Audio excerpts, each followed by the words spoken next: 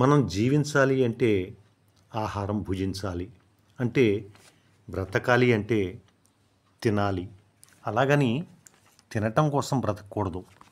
ఆరోగ్యకరమైనటువంటి, శుచికరమైనటువంటి, రుచికరమైనటువంటి, పోషక విలువలు కలిగినటువంటి చక్కటి ఆహారాన్ని స్వీకరిస్తూ ఉండాలి.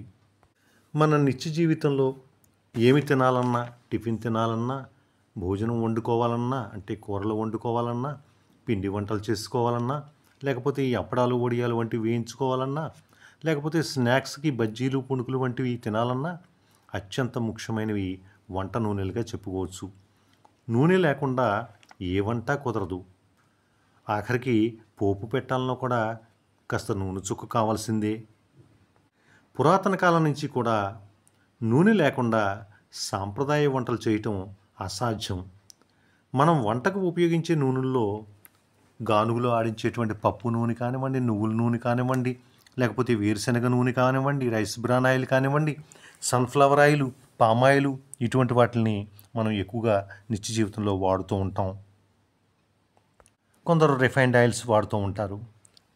అయితే ఈ నూనెలు వినియోగించేటప్పుడు కొంత అవగాహన కలిగి ఉండాలి. మరి వంటకు వినియోగించినటువంటి నూనెల్ని పదే పదే వినియోగించడం, లేకపోతే వేడి చేయకూడదని చెప్పి ఆరోగ్య నిపుణులు, వైద్యులు తెలియజేస్తున్నారు.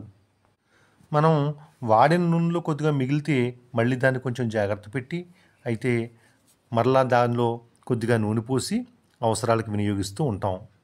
ఈ బజ్జీల వాళ్ళ దగ్గర, లేకపోతే టిఫిన్ సెంటర్ల దగ్గర, లేకపోతే హోటల్లోనో చాలామంది ఇలా వాడిన నూనెని పదే పదే వినియోగించేటువంటి అవకాశం ఉంది. ఇది శరీరానికి ఏమాత్రం మంచిది కాదని చెప్పి తెలుస్తోంది. ఒకసారి వినియోగించినటువంటి నూనెల్ని మళ్ళీ మళ్ళీ వినియోగిస్తే అవి ప్రమాదకరమైనటువంటి సమ్మేళనాలని తయారు చేసేటువంటి అవకాశం ఉందని చెప్పి నిపుణులు తెలియజేస్తున్నారు. అవి మన ఆరోగ్యం మీద తీవ్రమైన చెడు ప్రభావాలు కలుగజేస్తాయని చెప్పి తెలుస్తోంది.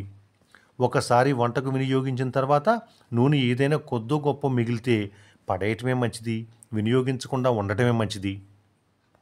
మామూలుగా ఏదైనా పిండి వంటలు వండినప్పుడు కానివ్వండి, లేకపోతే టిఫిన్లు వేసుకున్నప్పుడు కానివ్వండి, లేకపోతే ఫ్రైలు చేసుకున్నప్పుడు కానివ్వండి, నూనెలో దేవినప్పుడు, అలాగే అప్పడాలు వడియాలు వంటి వాటిని వినియోగించినప్పుడు, ఈ చల్లమిర్చి వంటివి వేయించినప్పుడు కొద్దో గొప్ప నూనె మిగిలితే మన వాళ్ళు భద్రంగా దాన్ని దాచి మళ్ళీ ఏ పోపులోకో లేకపోతే ఏ తాలింపులోకో వినియోగించవచ్చు అని చెప్పి అనుకుంటూ ఉంటారు.